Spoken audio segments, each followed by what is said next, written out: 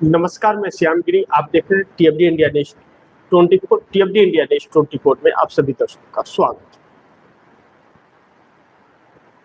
है। जिस तरह से इस वक्त चर्चा चल रही है और जेडीयू के जो बयान आ रहे हैं, उससे यह लगता है कि नीतीश संपर्क में है राहुल, क्योंकि कई सारे कारण अब जुड़ते जा रहे हैं, जिसको लेकर के भारतीय जनता पार्टी बहुत ही खासे परेशान है। टीएमसी के सांसदों को तोड़ने के पीछे भी कहा जा रहा है, चर्चा इस बात की हो रही है कि यही कारण है।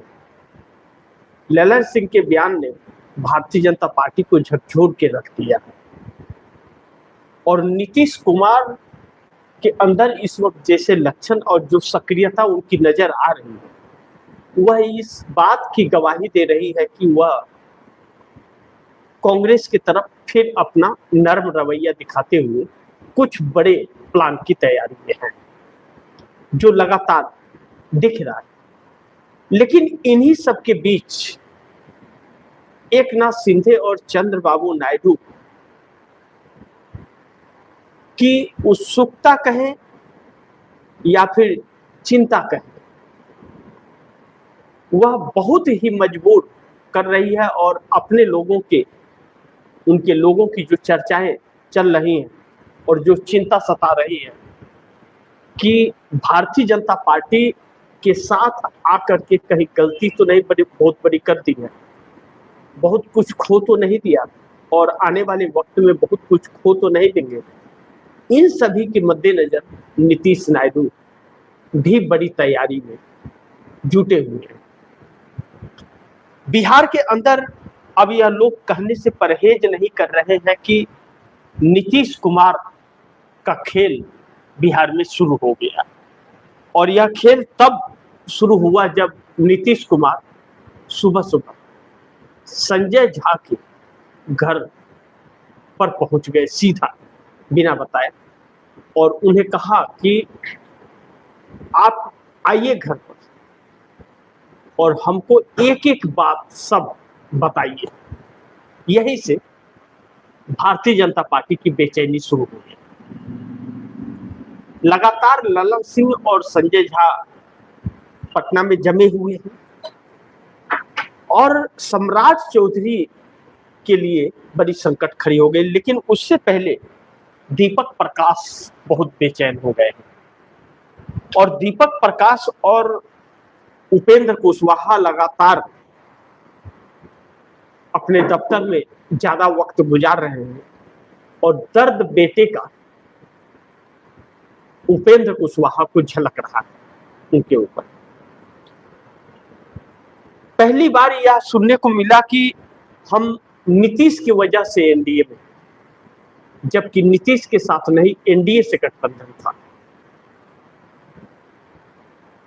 यह साफ उपेंद्र कुशवाहा ने कह दिया कि मैं भाजपा में अपनी पार्टी का विलय नहीं किया तो हमें एमएलसी का टिकट नहीं मिला, यह जानते हुए भी कि हमसे वादा किया गया था चुनाव के वक्त कि आप 7 सीटों पर मान जाइए, 7 सीटों पर चुनाव लड़िए और आपको एक एमएलसी और एक राज्यसभा की टिकट दी जाएगी। इसके बावजूद भारतीय जनता पार्टी नहीं दी, यानी कि सीधे तौर पर इसे वादा खिलाफी नहीं, धोखा कहते हैं कि सीधा धोखा दिया, यह शर्त कर लगाते हुए कि आप अपने हम पार्टी का विलय हमारे भाजपा में कर दीजिए। यह बात मैं नहीं, उपेंद्र कुशवाहा ने कहा। अब जीतन राम मांझी के साथ भी यही हुआ। जीतन राम मांझी को भी विधानसभा चुनाव के वक्त यह कहा गया था कि आप 7 सीटों पर चुनाव लड़ लीजिए और एक राज्यसभा के और एक विधान परिषद एमएलसी का आपको टिकट देंगे, लेकिन दोनों में कोई भी नहीं दिया। अब दोनों का कहना है कि नीतीश कुमार जिस दिन एनडीए से जाएंगे हम भी साथ छोड़ जाएंगे। यानी कि नीतीश कुमार ने गेम बड़ा खेला। नीतीश कुमार ने 9 विधायकों का अपना व्यवस्था यहां से कर लिया।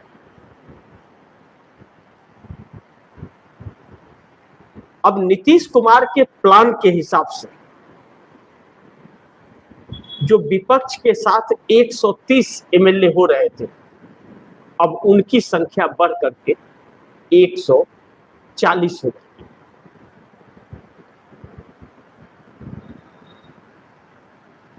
अब ऐसे में भारतीय जनता पार्टी को के लिए चिंता की बात तो है ही। सम्राट चौधरी के लिए सबसे बड़ी चिंता की बात है कि अचानक यह माहौल कैसे गर्म हो गया। राहुल गांधी से संपर्क में आने की बात नीतीश कुमार की इन चीजों को लेकर के भी की जा रही है कि कांग्रेस के संपर्क में नीतीश कुमार हैं। यह ललन सिंह और संजय झा के बयान से यह चर्चा छिड़ गई कि अगर संपर्क में नहीं रहते तो अचानक यह नरमी क्यों। और यह देखते हुए कि वह सरकार के अहम हिस्सा है, यह देखते हुए ललन सिंह इस तरह की बात कर रहे हैं कि मोदी सरकार में कैबिनेट मंत्री मछली पालन मंत्री हैं, क्या उन्हें नहीं पता कि मोदी कभी भी मंत्री पद छीन लेंगे। लेकिन ललन सिंह से मोदी के बस की नहीं है अब मंत्री पद छीन पाना, बल्कि अगर कुछ और डिमांड कर दे तो भी वह झुकेंगे क्योंकि फंस से गए। अब इससे एक बात बहुत सोचने के लिए भी मजबूर होना पड़ रहा है और चर्चा भी इस बात की इसलिए भी आ गई है कि नीतीश के लोगों द्वारा, शीर्ष नेतृत्व द्वारा दिए गए यह बयान इंडिया गठबंधन की बैठक से पहले ललन सिंह का बयान और इंडिया गठबंधन की बैठक के बाद संजय झा का बयान, यह दोनों बयान इस तरफ इशारा कर रहे हैं कि नीतीश कुमार संपर्क में हैं राहुल के और कांग्रेस के और वह जल्द जाएंगे। और यह वजह भी रहा कि एमएलसी चुनाव में जो विपक्ष के खेमे में एक सीट एमएलसी की थी, आरजेडी द्वारा खड़ा किया गया था, कांग्रेस सब साथ खड़े थे। ऐसे में भारतीय जनता पार्टी जो विपक्ष के प्रत्याशी के सामने अपना प्रत्याशी उतारना चाह रही थी, वह भाजपा नहीं इसलिए नहीं उतर पाई क्योंकि जेडीयू उसके साथ खड़ी नहीं हुई। नहीं तो भाजपा उस 5वें कैंडिडेट के लिए भी अपने प्रत्याशी को खड़े कर दिया होता और इसकी चर्चा चल रही थी कि 5वां कैंडिडेट खड़ा होगा, लेकिन नीतीश ने यह होने नहीं दिया। और ललन सिंह ने कहा कि नीतीश की सोच है, हमेशा से सोच रही है, जिसकी संख्या है वह वहां से चुन करके आए। तो संख्या विपक्ष के पास थी तो विपक्ष का चुन करके आ रहा है, प्रस्तावक तक नहीं मिले भाजपा को। अब यानी कि नीतीश और दूसरी एक और कि इस बार कांग्रेस के किसी भी विधायक को, 6 विधायकों को इधर उधर करने की किसी ने कोशिश नहीं की। उपेंद्र कुशवाहा के बेटे को बलि चढ़ गया, वह उनका मंत्री पद से इस्तीफा होगा, अब मंत्री नहीं जा सकते वह, क्योंकि दोनों सदनों में किसी सदन के मेंबर नहीं बचे हुआ। तो ऐसे में भारतीय जनता पार्टी बैकफुट पर आकर के खड़ी हो गई, यानी कि भारतीय जनता पार्टी का खेल खराब हो गया। अब नीतीश ने जो चली, अब नायडू और शिंदे के अंदर, एकनाथ शिंदे के अंदर जो समस्या है, अब्दुल सत्तार शिवसेना के बड़े नेता अब्दुल सत्तार ने जिस तरह से बयान दिया, वह बयान अब भारतीय जनता पार्टी अब सोचने के लिए, अभी तक उस बयान पर कोई ध्यान नहीं दिया था, तकरीबन 15 दिन हो गए उनके बयान को, अब्दुल सत्तार के। 15 दिन कोई गौर नहीं कर रहा था, लेकिन जैसे टीएमसी के 20 सांसदों की चर्चा होने लगी, अब्दुल सत्तार की दिया हुआ बयान सुर्खियां बटोरने लगा। चिंतित होने लगे एकनाथ शिंदे कि नहीं, यह तो अब बहुत बड़ा धोखा हो जाएगा महाराष्ट्र के साथ। भारतीय जनता पार्टी ने अगर शिवसेना को खत्म करने की प्रयास में सफल हो गई, तो अब तो पूरे महाराष्ट्र में भाजपा ही एक अकेले रह जाएगी और बाकी किसी का तो कोई वजूद ही नहीं रहेगा। शिंदे अलग कमजोर रहेंगे, उद्धव अलग कमजोर रहेंगे, तो फिर तो छत्रप राज्य इसका हो जाएगा। लेकिन अगर शिवसेना एक हो गई, जैसा अब्दुल सत्तार ने कहा कि पहले ही 2 टुकड़े कर चुकी है भाजपा, और भाजपा के प्रभुत्व में रहे तो गर्दन मरोड़ करके समाप्त कर देगी, यह शिवसेना के बड़े नेता का बयान है। तब शिवसेना के एकनाथ शिंदे घर वापसी की तरफ विचार करते हैं, और टीएमसी के टूट के बाद में एकनाथ शिंदे संपर्क में आ गए चंद्रबाबू नायडू के। चंद्रबाबू नायडू की भी यही चिंता कि यह तो किसी को नहीं छोड़ने वाली है। जब उपेंद्र कुशवाहा के मामले एनडीए गठबंधन के अंदर अब सनसनी एक बना दी है कि यह तो अब विपक्ष को तो लपेट ही रहे, खत्म कर ही रहे, हमारे ऊपर भी इनकी नजरगंदी है। इन सभी के मद्देनजर चंद्रबाबू नायडू भी अब बड़ी तैयारी और सक्रिय में लग गए हैं। यानी कि एनडीए गठबंधन की जो बैठक होने जा रही है, इस बैठक के अंदर मुख्य बिंदु केंद्र 10 जून को जो बैठक होगी उसमें नीतीश नायडू शिंदे रहेंगे।